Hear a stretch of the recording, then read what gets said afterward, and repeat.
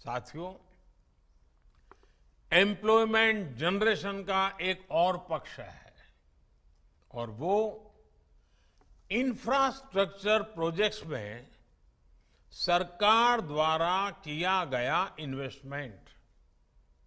हमारी सरकार infrastructure projects में तेज रफ्तार के लिए जानी जाती है।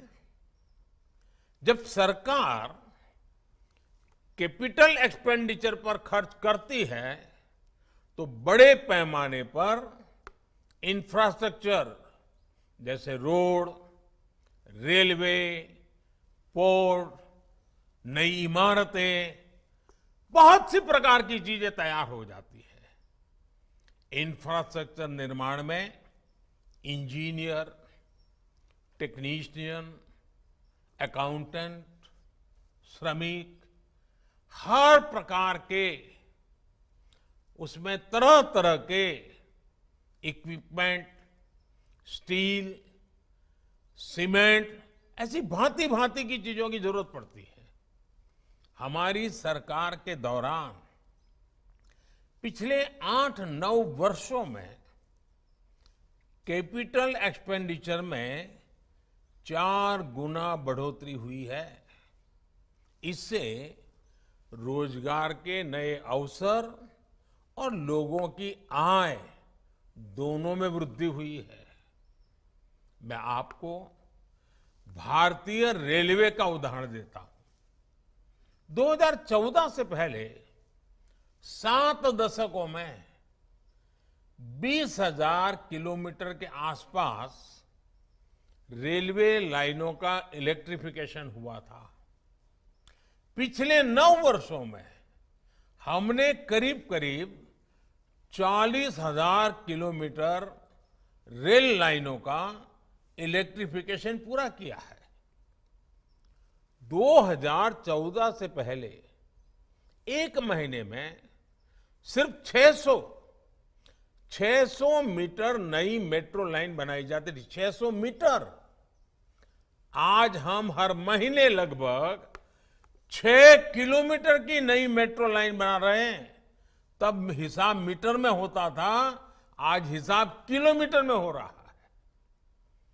2014 में देश में 70 से भी कम जिलों में 70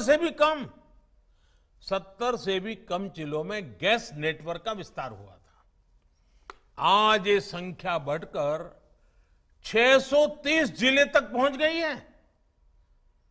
कहां 70 जिले और कहां 630 जिले।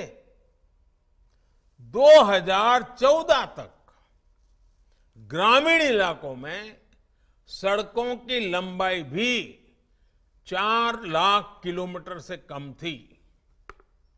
आज ये आंकड़ा भी बढ़कर 7.25 लाख किलोमीटर से ज्यादा हो चुका है। आप अंदाजा लगा सकते हैं कि जब गांव में सड़क पहुंचती है तो उसका क्या क्या प्रभाव होता है। इससे पूरे इकोसिस्टम में तेज गति से रोजगार का सृजन होने लगता है। साथियों, ऐसे ही काम देश के एविएशन सेक्टर में हुआ है। 2014 तक देश में 74 एयरपोर्ट थे। आज इनकी संख्या 148 हो गई है। हम सभी जानते हैं कि एयरपोर्ट ऑपरेशंस में कितने ज्यादा स्टाफ की जरूरत पड़ती है। आप अनुमान लगा सकते हैं कि इतने नए एयरपोर्ट्स ने भी देश में हजारों नए अवसर तैयार किए हैं।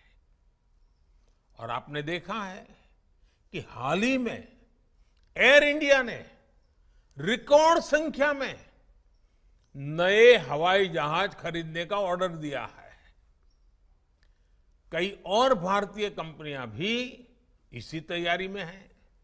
यानी आने वाले दिनों में इस सेक्टर में कैटरिंग से लेकर इन फ्लाइट सर्विसेज तक, मेंटेनेंस से लेकर ऑन ग्राउंड हैंडलिंग तक बड़ी संख्या में नए अवसर तैयार होंगे। ऐसी ही प्रगति हमारे पोर्ट सेक्टर में भी हो रही है। समुद्री तट का जो विकास हो रहा है, हमारे पोर्ट्स जो डेवलप हो रहे हैं, आज हमारे पोर्ट्स पर पहले की तुलना में कार्गो हैंडलिंग 2 गुनी हो चुकी है और इसमें लगने वाला समय अब आधा रह गया है। इस बड़े बदलाव ने पोर्ट सेक्टर में भी बड़ी तादाद में नए अवसर तैयार किए हैं। साथियों, देश का हेल्थ सेक्टर भी एम्प्लॉयमेंट जनरेशन का बेहतरीन उदाहरण बन रहा है। 2014 में भारत में 400 से भी कम मेडिकल कॉलेज थे। आज 660 मेडिकल कॉलेज है। 2014 में अंडर ग्रेजुएट मेडिकल सीटों की संख्या करीब 50,000 थी। आज 1 लाख से ज्यादा सीट उपलब्ध है। आज पहले के मुकाबले 2 गुनी संख्या में डॉक्टर परीक्षाएं पास करके तैयार हो रहे हैं। आयुष्मान भारत योजना की वजह से देश में अनेकों नए अस्पताल और क्लिनिक बने हैं। यानी इंफ्रास्ट्रक्चर का हर प्रोजेक्ट रोजगार और स्वरोजगार उसमें बढ़ोतरी सुनिश्चित कर रहा है।